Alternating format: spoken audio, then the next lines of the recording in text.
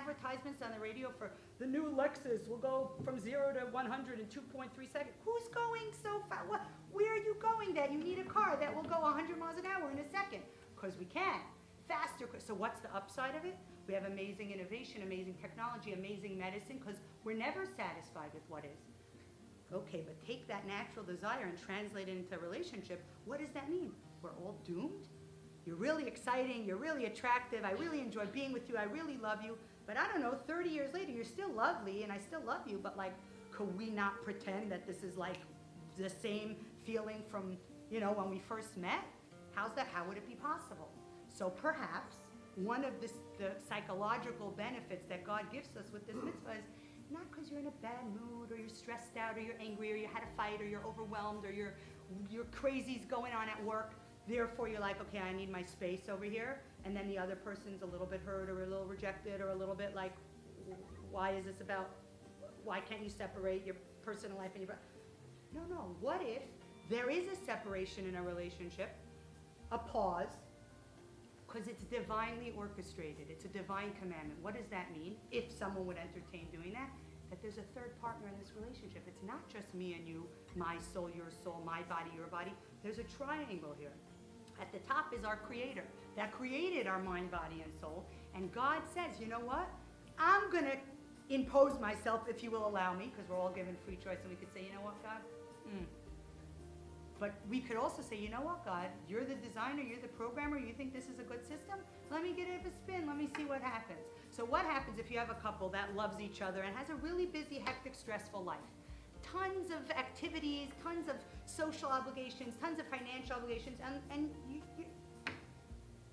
you love each other, you're attracted to each other, but by the time that day's over, you're so exhausted. So what happens if a third party, in our case, AKA God, says, you know what?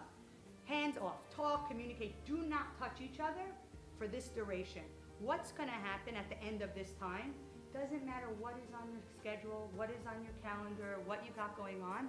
Most likely, most people will book up time. I'm going to the mikvah. Okay, you know what? I'm not going to do that boys' night out, or I'm not going to go to that event. It's what every therapist always recommends when you go for couples therapy. Couples night, daytime, make time for each other, set aside. It might not sound spontaneous and romantic, but you got to put in the schedule. We didn't need the therapist to tell us that. God incorporated that in our heritage thousands of years ago. How insane, how brilliant, how incredible, but really why? Why does God care if we're excited and attracted and interested in counting down the days? Does it make the world better? Does it really matter? Who cares, right? So I'm on campus tabling on an average Wednesday, and I'm going to the mikvah later, and everyone's coming going, I'm like, you don't know, but it's a national holiday in my house tonight. You don't know, you think it's just average Wednesday. What do you know? It's no one's business, it's private. But I'm married 18 years. I think that's pretty cool that I have national holidays that no one knows about. Why? It's God's fault. But really, why? Why does God care that I should be enthusiastic, energetic, interested, passionate in my spouse when we're so busy and we got so much chaos going on? Why does God care? And how do I know God cares? Because there's nothing more important than a mikvah. How do I know there's nothing more important than a mikvah? Because you can even sell a Torah scroll to build a mikvah. Why does God care about my personal intimacy and my oneness?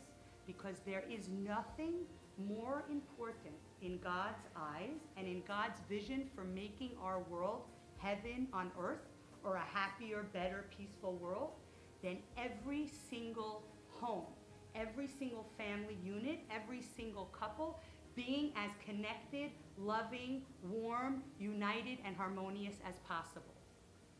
How do I know that God really cares about it? Because of this mitzvah of mikvah.